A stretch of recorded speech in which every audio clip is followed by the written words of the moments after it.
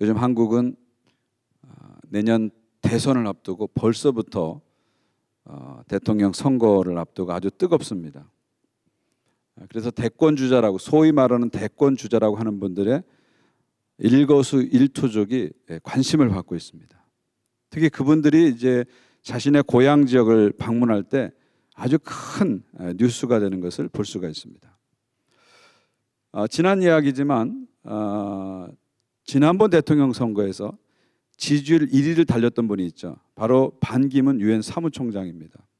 그분의 고향이 충청북도 음성인데요. 저도 고향이 충청북도 음성입니다. 그래서 저희 동네에서는 그때 난리가 났습니다. 야, 우리 시골 동네에서도 대통령이 나오는구나 하면서 난리가 났습니다.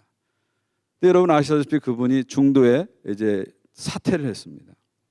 중도 사퇴하고 이분이 이제 고향을 방문하게 됐는데 우리 고향 사람들 입장에서 참 난감한 거예요. 이분을 어떻게 맞이해야 될지 난감한 겁니다. 그냥 환영을 해야 되는지 아니면 화를 내야 되는지 난감한 겁니다. 그래서 고향 사람들이 모여가지고 설왕설래합니다. 어떻게 이 반기문 총장을 맞아야 될지 설왕설래합니다. 그때 한 분이 벌떡 일어나더니 딱 한마디를 던집니다. 그리고 그 한마디가 모든 이야기를 싹 정리해버립니다. 이렇게 말합니다. 뭘 어떡해요. 반기문이 오면 반기문 되지.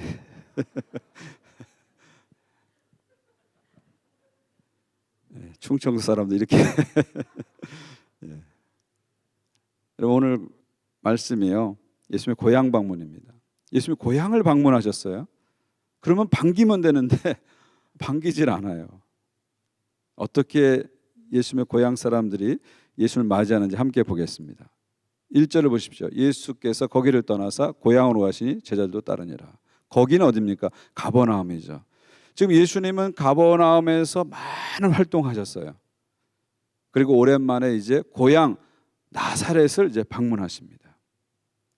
2절을 보시면요, 안식일에 대해 회당에서 가르치시니 많은 사람들이 듣고 놀라 이르되 이 사람이 어디서 이런 것을 얻었느냐? 이 사람이 받은 지혜와 그 손으로 이루어진 이런 권능이 어찌 됨이냐? 예수님 마침 안식일에 대해서 그 고향 나사렛에서 설교를 하십니다. 설교를 하니까 사람들이 깜짝 놀라요. 왜냐하면 예수님의 설교가 너무 파워풀하거든요. 너무 권세가 있거든요. 너무 강력하거든요. 그래서 깜짝 놀랍니다. 그러면서 뭐라고 얘기해요?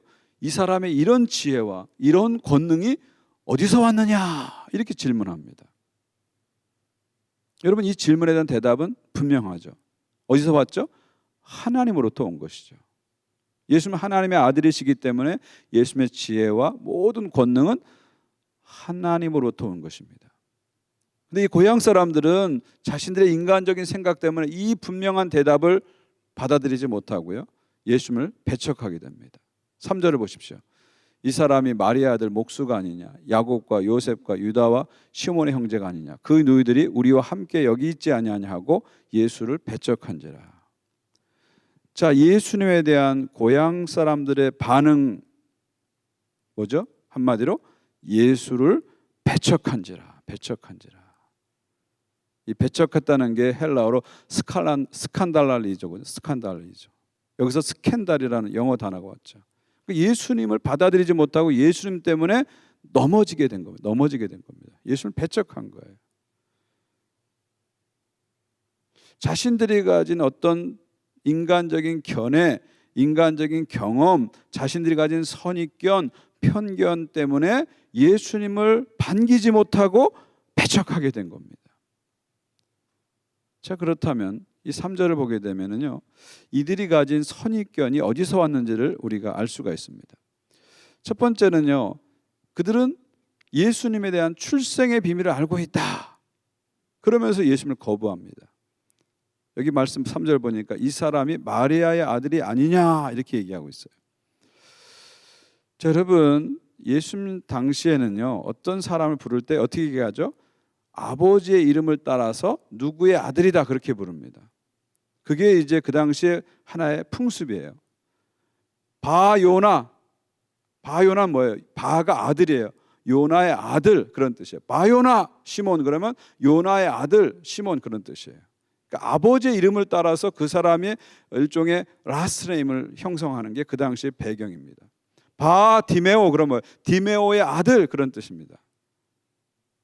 아이리시나 스카티시에서도 맥자가 들어가잖아요. 맥이 아들이에요. 맥이 아들이에요. 맥도날드면 도날드의 아들, 그런 뜻이에요. 맥도날드, 도날드의 아들, 그런 뜻이에요.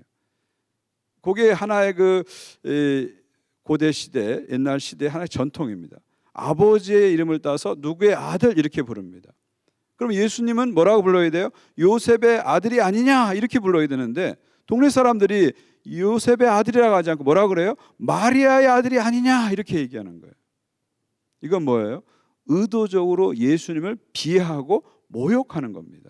무슨 얘기입니까? 쟤는 요셉의 아들이 아니야. 마리아가 결혼 전에 낳은 아들이야. 누구 아들인지 몰라. 사생아야. 그런 얘기를 깔고 있는 겁니다. 깔고 있는 거예요. 그러니까 지금 이 사람들은 예수님은 출생이 확실하지 않은 사람이야, 그러면서 예수님을 모욕하고 비하하고 인정하지 않는 것입니다. 결국 동네 사람들은 예수님이 성령으로 잉태한 사실을 알지 못하는 거예요. 그리고 그냥 떠도는 소문만 듣고 예수님을 이렇게 마리아의 아들이 아니냐 하고 비하하고 있는 것입니다. 여러분, 예수님은 이 땅에 죄인들을 구원하게 오셨습니다. 죄인들을 구원하게 오셨기 때문에 예수님은 죄가 없으셔야 돼요. 그래서 예수님은 성령으로 동정녀 마리아 몸에 태어나신 것입니다. 이것이 하나님의 계획입니다. 그러나 이 고향 사람들, 나사렛 사람들은 하나님의 계획을 모르기 때문에 예수님을 마리아 아들이 아니냐 하면서 비하하고 있는 거예요. 배척하고 있는 것이죠. 두 번째로, 직업을 잘 알고 있다고 하면서 예수님을 배척합니다. 이 사람이 목수가 아니냐, 이렇게 목수가 아니냐. 여기서 이 목수란 말이 헬라로 테크톤 이렇게 돼, 테크톤이라고 되어 있어요. 이 여기서 목수란 말은요, 영어의 카펜터하고 좀 다릅니다. 여기서 테크톤이란 말은요, 쇠나 돌이나 나무를 가지고 뭔가를 만드는 사람을 총칭하는 게 테크톤이에요. 그러니까 요즘 말로 하면 카펜터보다는 테크니션에 가까운 말입니다.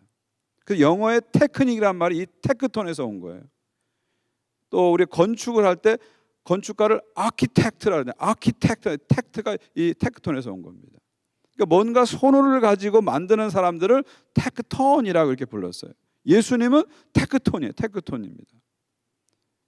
그래서 우리가 많은 사람들 예수님은 가구를 만들고 멍에를 만드는 목수를 생각하는데, 요즘 최근에 밝혀진 연구에 따르면 예수님은 석공이었을 가능성이 더 높다, 그런 얘기도 합니다. 돌을 가지고 뭔가 만드는 석공일 가능성도 높다, 이런 새로운 얘기들을 성경학자들이 합니다.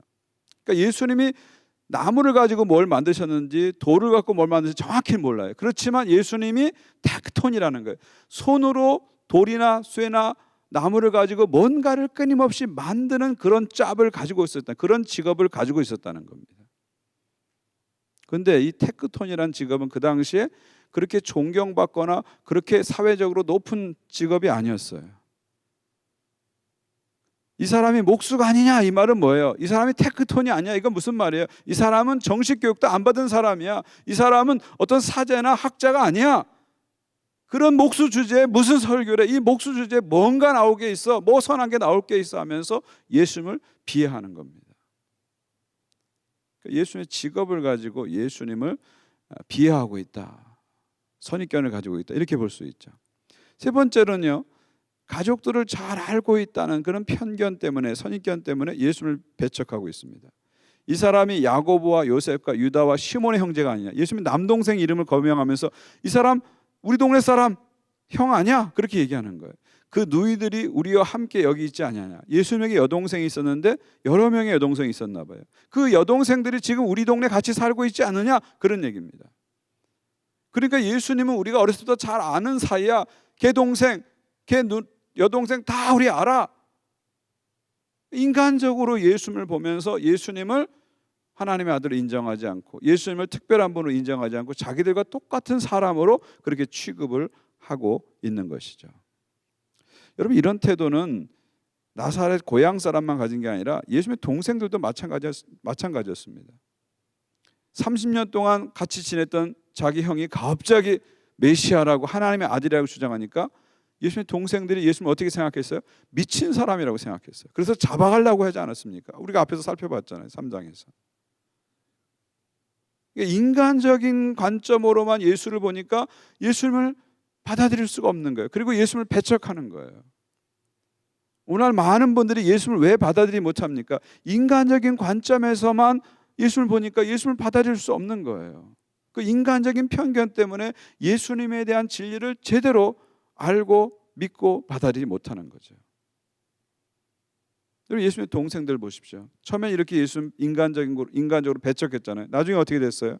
나중에 예수님 십자가에 죽으시고 부활하시고 성령 임한 다음에 그들이 완전히 바뀌었잖아요. 그러면서 예수님을 하나님의 계시대로 하나님의 아들로 믿게 됐잖아요. 그리고 예수님의 제자가 된 것을 볼 수가 있습니다. 그래서 사도행전을 보게 되면 예수님의 동생들이 120문도 안에 있었던 것을 우리가 분명히 알 수 있습니다. 그리고 그 중에서 야고보와 유다 같은 경우는 예수님의 사도가 돼가지고 나중에 야고보서와 유다서까지 쓰기 시작한 거죠. 그러니까 이 고향 사람들은 인간적으로만 예수님을 자꾸 알려고 하는 거예요. 그러다 보니까 하나님의 말씀대로 예수님을 받아들이지 못하는 거예요. 진리를 그대로 받아들이지 못한다는 것이죠. 결국 무슨 얘기입니까? 이 나사렛 고향 사람들은 예수님에 대해서 익숙한 사람들이에요. 그 부모를 잘 압니다. 동생들도 잘 알아요. 직업이 뭔지도 잘 알아요. 아주 익숙한 사람들이에요. 그러니까 자신들이 예수님하고 익숙하기 때문에 자신들은 예수님을 잘 알고 있다, 다 알고 있다 이렇게 생각하는 거예요. 실제로는 우리가 살펴본 대로 이들은 예수님을 잘 알고 있지 못합니다. 잘 알고 있다고 착각하고 있는 것이죠. 익숙하기 때문에 잘 알고 있다고 착각하고 있는 거예요. 여러분, 이것을 가리켜 심리학에서 익숙함의 착각이라고 합니다. 익숙함의 착각. 많은 사람들이 익숙하면은 잘 안다 이렇게 착각을 해요. 익숙한 거하고 잘하는 건 다른데 익숙하면 잘한다 이렇게 착각을 합니다. 이건 인간관계에도 나타납니다. 우리 가족끼리 서로 익숙합니다. 오랜 시간을 같이 지내니까 가족끼리 서로 익숙해요. 그럼 어떤 생각합니까? 익숙하기 때문에 우리는 서로를 잘 안다 그렇게 착각을 해요. 실제 잘 알지도 못하면서 그렇게 착각을 합니다. 부부가 오래 살면요 눈빛만 봐도 안다 그러잖아요. 그래서 우리는 어떤 생각합니까? 내가 남편을 잘 안다 그렇게 착각을 해요. 내가 아내를 잘 안다 그렇게 착각을 해요. 근데 어떤 의미에서는요 아내의 마음을 가장 모르는 사람이 남편일 수 있습니다. 남편의 마음을 가장 잘 모르는 사람이 아내일 수 있다는 거예요.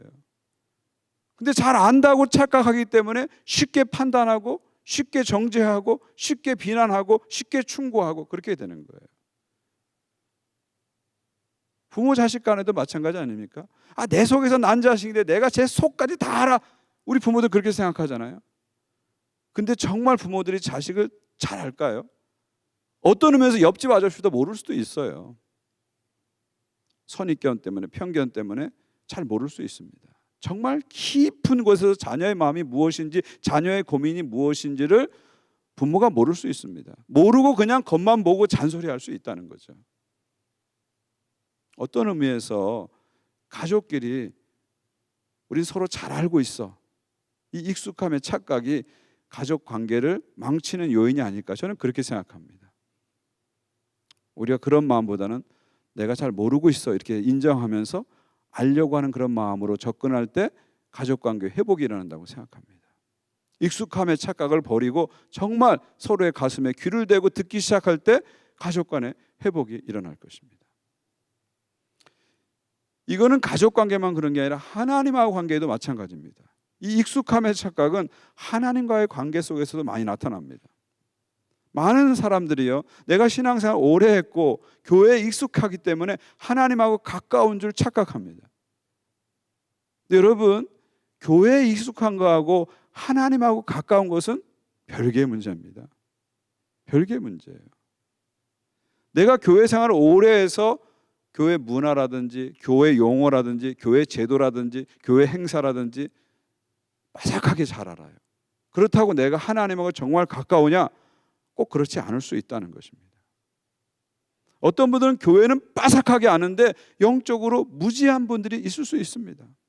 어떤 분들은 교회 종교적 활동에는 정말 열심인데 개인적으로 주님과 교제하고 주님과 친밀함을 유지하지 못하고 살아가는 분들이 의외로 많을 수 있어요. 교회에 익숙한 거하고 주님과 가까운 것은 별개일 수 있다는 거 항상 우리는 생각해야 됩니다. 항상 생각해야 돼요. 내가 지금 교회에 익숙한 건지 주님하고 가까운지를 항상 우리는 점검해야 됩니다.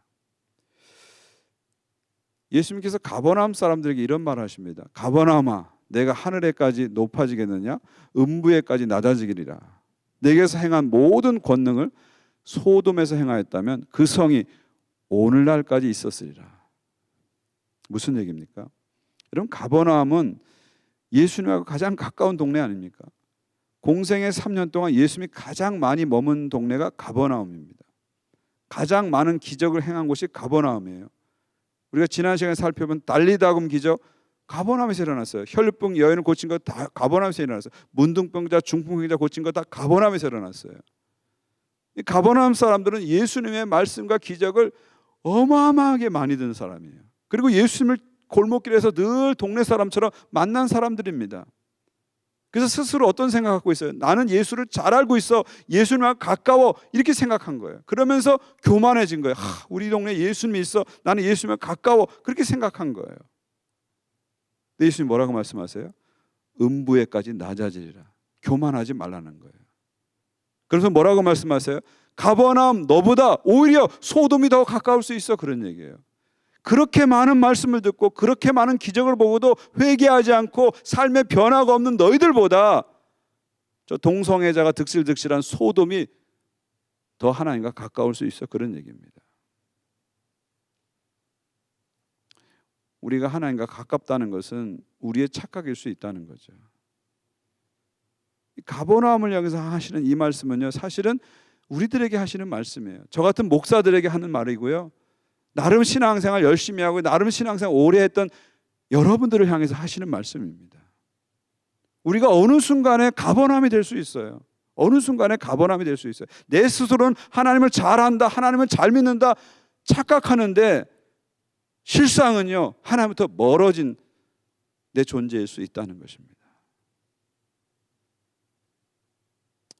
한번 우리 자신을 깊이 성찰해 봐야 됩니다.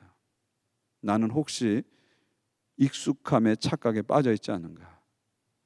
교회 생활에 익숙하고 종교 활동에 익숙해지는 것을 나는 하나님과 가까워지고 있다고 착각한 것은 아닌가?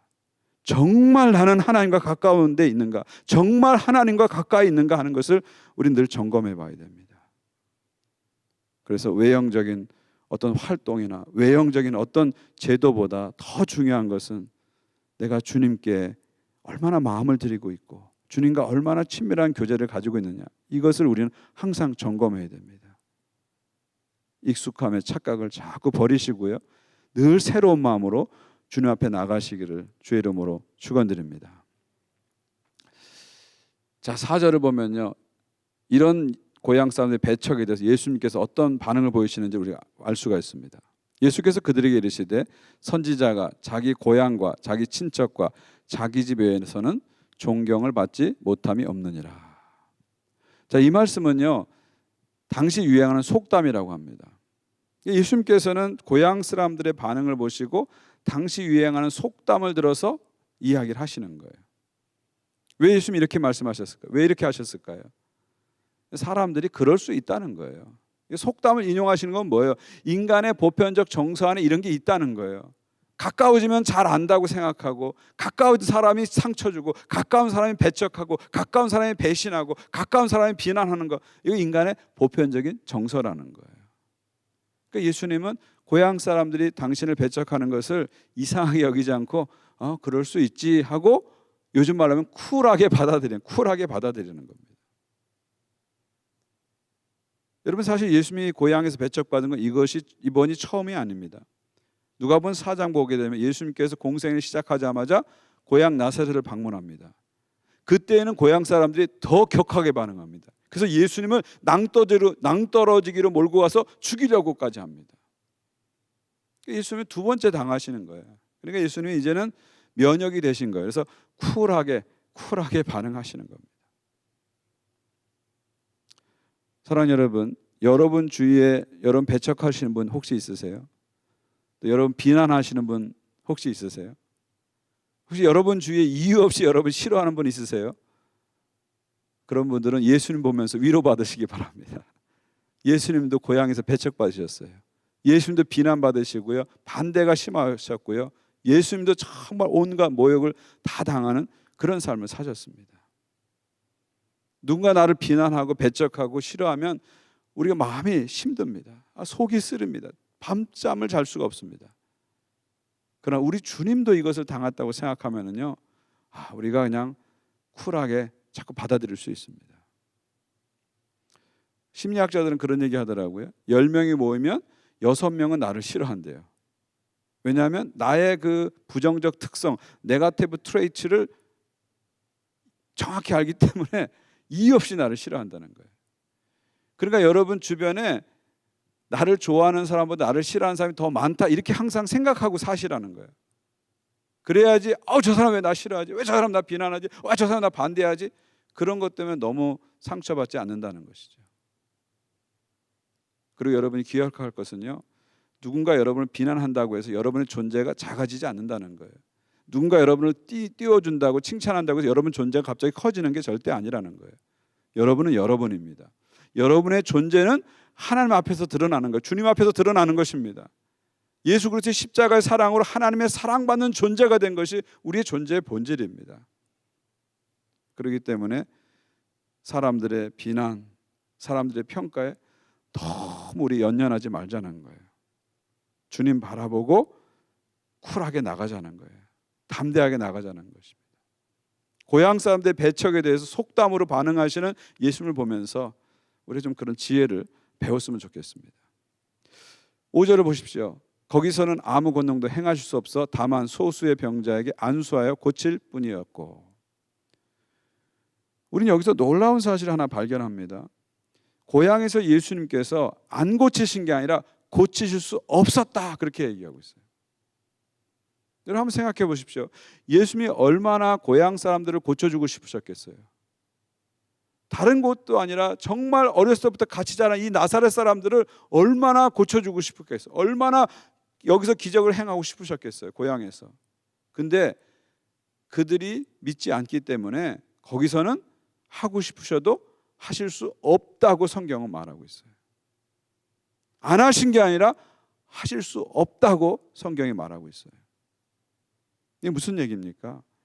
주님이 아무리 권능이 있어도 우리가 주님을 불신하면 주님의 능력을 행하실 수 없다는 겁니다. 여기서 우리는 불신의 파워를 배우게 되는 거예요. 불신이 얼마나 강력한지 주님의 능력도 막을 수 있다, 그런 얘기입니다. 주님의 능력도 막을 수 있다는 겁니다. 여러분, 믿음이 얼마나 능력이 있어요. 예수님 그러셨잖아요. 겨자씨보다 작은 믿음이 있어도 산을 움직일 수 있다. 예수님 그러셨잖아요. 믿음엔 파워가 있는 겁니다. 동시에 불신에도 파워가 있는 거예요. 우리가 믿지 않으면 아무리 주님이라도 그 권능을 행하실 수 없다, 그런 얘기예요. 다시 말하면 우리의 불신이 주님의 권능을 막는다, 주님의 권능을 셧다운 시킬 수 있다, 그런 얘기입니다. 불신이 그만큼 무섭다는 겁니다. 한번 우리 자신들을 생각해 볼 필요가 있습니다. 주님은 우리에게 권능을 행하시길 원하시고 우리를 통해서 놀라운 일을 행하시길 원하는데 우리의 불신 때문에 주님의 권능이 막혀 있지는 않은지 한번 생각해 보시기 바랍니다. 주님은 여러분과 여러분의 가정을 더 사용하기 원하시는데 우리의 불신 때문에 주님의 능력이 자꾸 차단되고 있지 않는지를 한번 점검해 보시기 바랍니다. 주님의 능력을 막는 불신을 우리는 자꾸 벗어 던져야 돼요. 불신을 자꾸 벗어 던지고 주님이 일하실 수 있는 믿음의 환경을 조성하셔야 됩니다. 주님 도와주세요, 주님 살려주세요, 기도하는 것도 중요하지만 더 중요한 것은 주님이 우리 가운데 역사하실 수 있는 믿음의 환경을 만드는 게 중요해요. 믿음의 환경을 만들지 않고 불신에 가득 차면서 아무리 도와달라고 외쳐도 주님이 하실 수 없다는 거예요. 더 중요한 것은 주님이 우리 가운데 역사할 수 있는 믿음의 환경을 만드는 거죠. 그럴 때 주님께서 마음껏 우리 가운데 역사하시고 우리를 통해서 기적을 행하시고 우리를 통해서 놀라운 일을 행하시는 것입니다.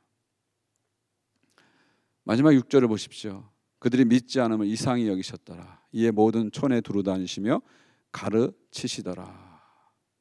예수님께서 그들이 믿지 않는 걸 이상히 여긴 거예요.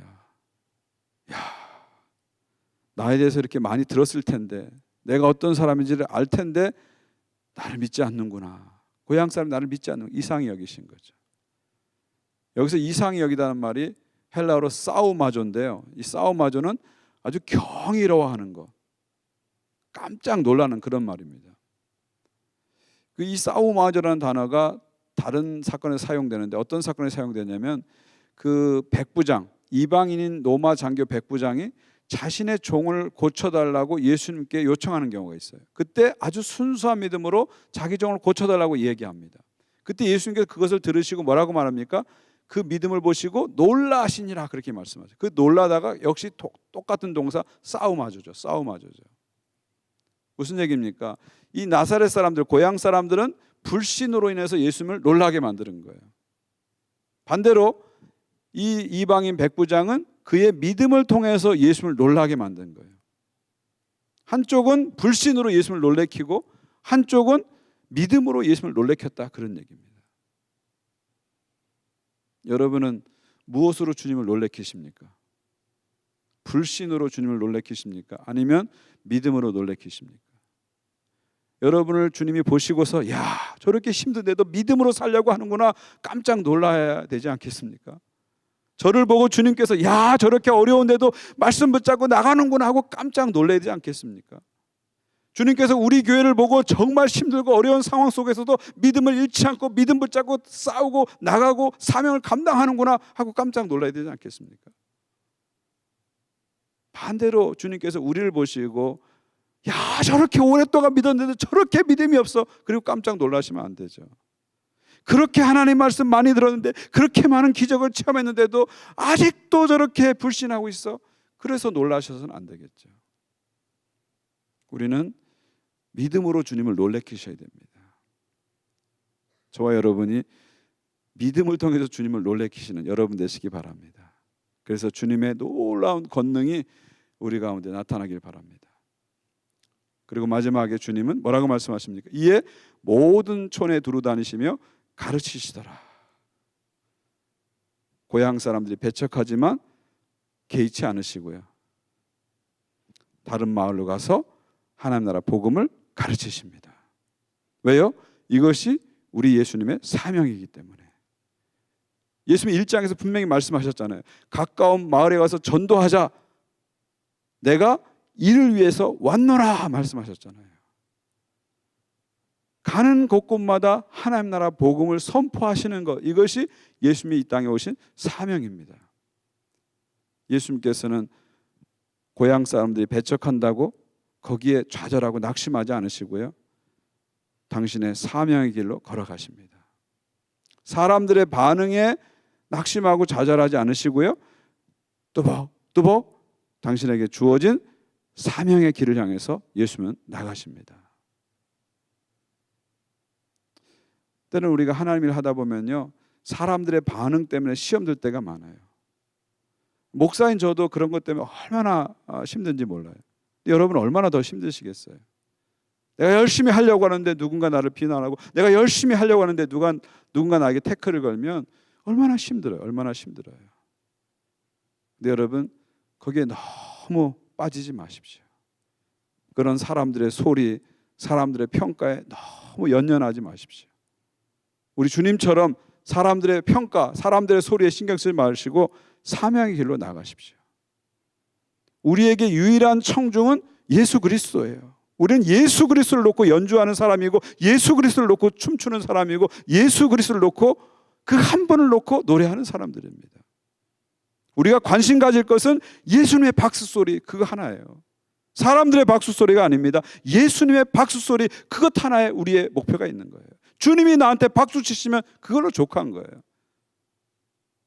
사람들의 박수를 받기 위해서 우리가 믿음의 삶을 사는 것은 아닙니다. 또 여러분 가운데 이 가족들을 전도하지 못해서 낙심하는 분들이 있을 거예요. 사실 저도 제가 예수 믿고 나서 우리 가족들을 많이 전도해서 대부분 다 이제 예수를 믿어요. 근데 저희 가족 안에도 아직 믿지 않는 형제들이 있습니다. 그분들을 보면 너무 안타까워서 계속 기도하고 있는데, 여러분 아시다시피 가족 전도하는 게 참 어렵습니다. 어려워요. 힘들어요. 또 여러분 가운데 자녀들이 믿음의 길로 제대로 가지 못해서 참 낙심하고 마음이 힘든 분도 있으실 겁니다. 쉽지 않은 일이죠. 그럴 때 우리 마음속에 슬쩍 들어오는 생각이 뭐예요? 내가 가족도 전도 못하는데 누구를 전도해? 이런 마음이 들어올 때가 있어요. 내가 내 자식도 하나님께 못 이끄는데 누구를 하나님께 이끌어? 이런 마음이 들어올 때가 있어요. 여러분, 이것은요 주님의 음성이 아닙니다. 사탄의 소리입니다. 여러분을 낙심시키고 여러분을 좌절시키고자 하는 사탄의 소리입니다. 사탄의 소리예요. 가족을 전도하는 거 우리 열심히 기도해야 되고 열심히 노력해야 됩니다. 그러나 내가 그것을 못했다고 해서 하나님의 사명을 외면해서는 안 됩니다. 고향 사람들이 배척하고 가족들이 배척해도 다른 마을로 가서 전도하리니 하면서 사명의 길로 홀로 걸어가시는 우리 주님을 바라보시기 바랍니다. 때로 가족 때문에 마음 아프고 사람 때문에 마음 아프더라도 그걸 뛰어넘으셔야 돼요. 그리고 우리에게 맡겨진 사명의 길을 또박또박 걸어가야 돼요. 그러면 하나님께서 우리와 함께 하시고 우리의 기도에 응답해 주십니다. 말씀 맺겠습니다. 오늘 예수님의 고향 방문 이야기를 우리가 나눴습니다. 이 고향 방문은 예수님에게는 두 번째 방문, 공생의 기간의 두 번째 방문이시고요. 그리고 마지막 방문입니다. 이것이 마지막 방문이에요. 복음서를 어디를 봐도 예수님이 다시 고향을 찾았다는 기록은 없습니다. 이렇게 보면은 나사렛 고향 사람들은 자신들에게 온 마지막 기회를 놓친 셈입니다. 마지막 기회를 놓친 거예요. 자신들의 인간적인 생각 때문에, 자신들의 선입견 때문에, 자신들의 불신 때문에 일생 일대의 기회를 놓쳐버린 거예요. 예수님 때문에 구원을 받은 것이 아니라 예수님 때문에 걸려 넘어지게 된 것이죠.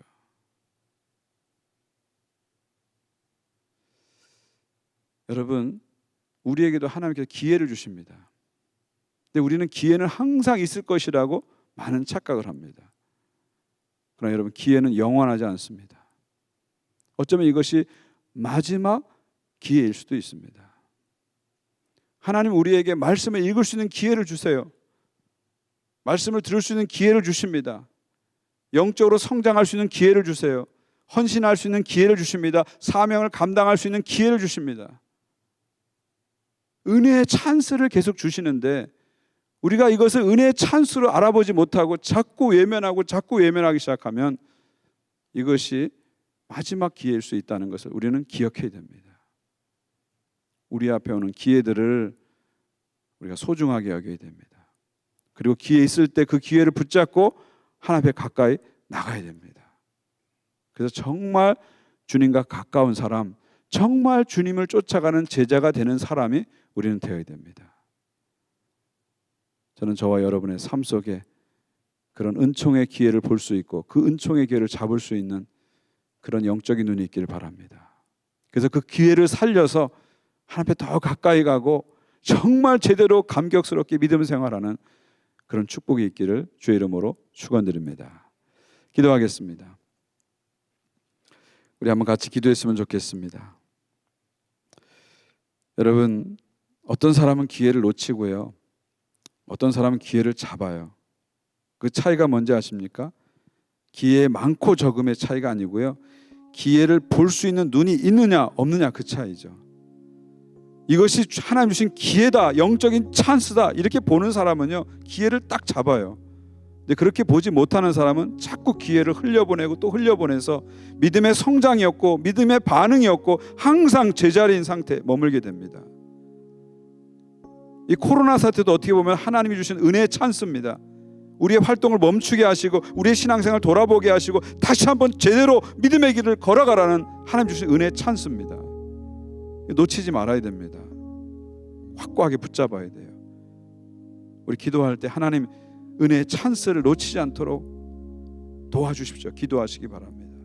또 한 가지 기도할 것은요, 익숙함에 착각에 빠지지 않게 해달라고 기도하시기 바랍니다.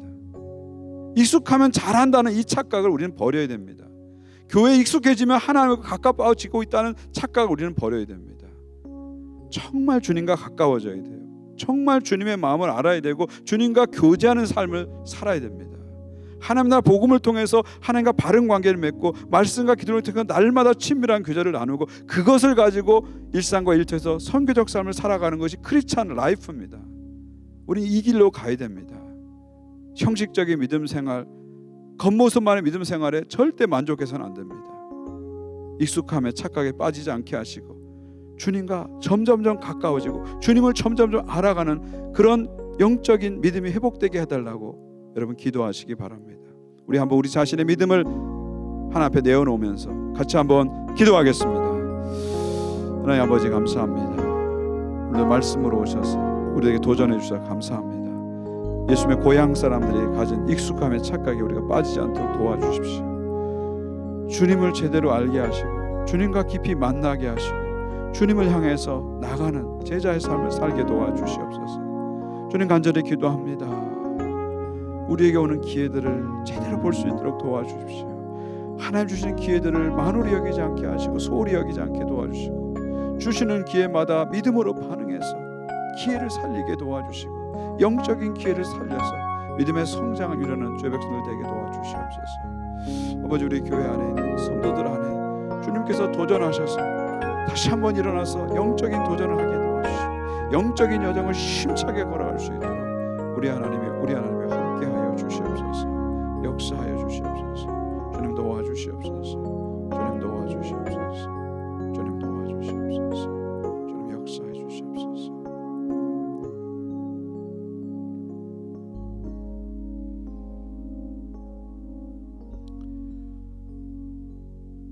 하나님 아버지 감사합니다. 예수님의 고향 방문 사건을 묵상하면서 우리들이 나사렛 사람이 될 수도 있고 우리들이 가버나움 사람이 될 수 있다는 것을 깨닫게 해주셔서 감사합니다. 어느 순간 익숙함에 착각에 빠져서 주님을 잘 안다고 주님과 가까이 있다고 착각하는 저희들의 불신과 저희들의 무지를 용서하여 주시옵소서. 날마다 회개하며 새로운 마음으로 간절한 마음으로 주님 앞에 나가게 도와주시옵소서. 실질적으로 주님과 만나고 교제하며 주님과 가까워지는 은총을 허락하여 주시옵소서. 하나님 우리에게 많은 영적인 기회들을 주시는데 우리가 그 기회로 보지 못하고 놓치지 않게 해주십시오. 은총의 기회들을 잘 잡아서 은혜의 찬스를 잘 잡아서 날마다 영적으로 성장하는 모든 주의 백성들 되게 하여 주시옵소서. 예수 그리스도의 이름으로 기도하옵나이다. 아멘. 축도하겠습니다. 이제는 우리 구주 예수 그리스도의 은혜와 하나님 아버지의 사랑과 성령님의 교통하심이 하나님의 말씀을 듣고 주를 향해서 더 가까이 나가고 주님을 더 쫓아가길 원하는 모든 주의 백성들 위해 저들의 앞으로의 영적인 삶 위에 이제로부터 영원까지 함께 하시기를 간절히 축원하옵나이다. 아멘.